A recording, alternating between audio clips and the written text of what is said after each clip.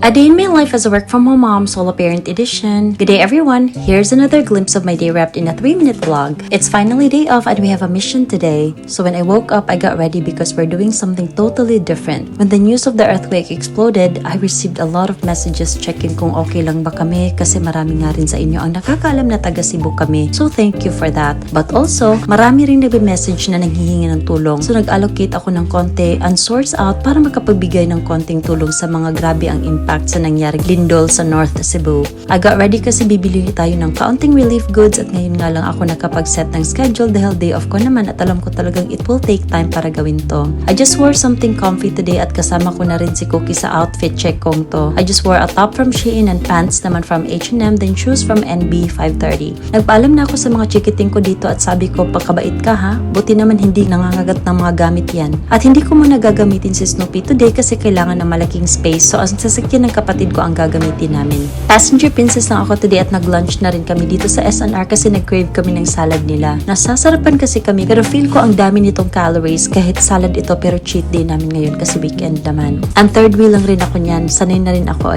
Baka ganito na lang ako sa buhay. Tanggap ko na. Mapipilgrimage na ako sa Lady of Manawag sabay sa mga babaeng na pag-iwanan na ng panahon. Charing. Napagdiskintahan pa nga namin ang Halloween costume kaya parang may resemblance ba sa amin yan.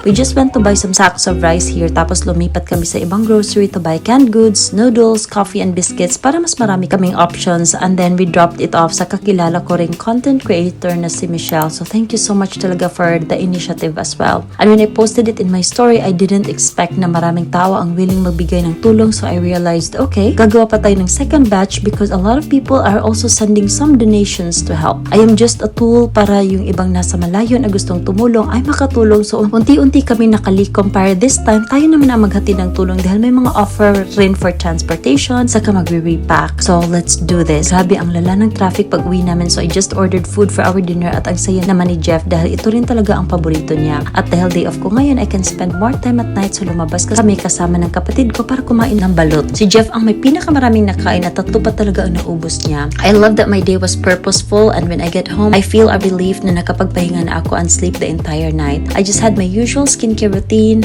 serum, moisturizer, lip balm, and lotion and then dahil hindi pa ako makatulog, I opened my notebook and decided to paint again. I just wanted to hold a paintbrush pero hindi ko rin to natapos. Naalala ko lang ang lugar na to na very memorable sa akin because we stayed near this place for a couple of weeks in France na feel ko straight from Pinterest. It's nice to relive some memories and that's all for today. Thank you so much for watching. Bye!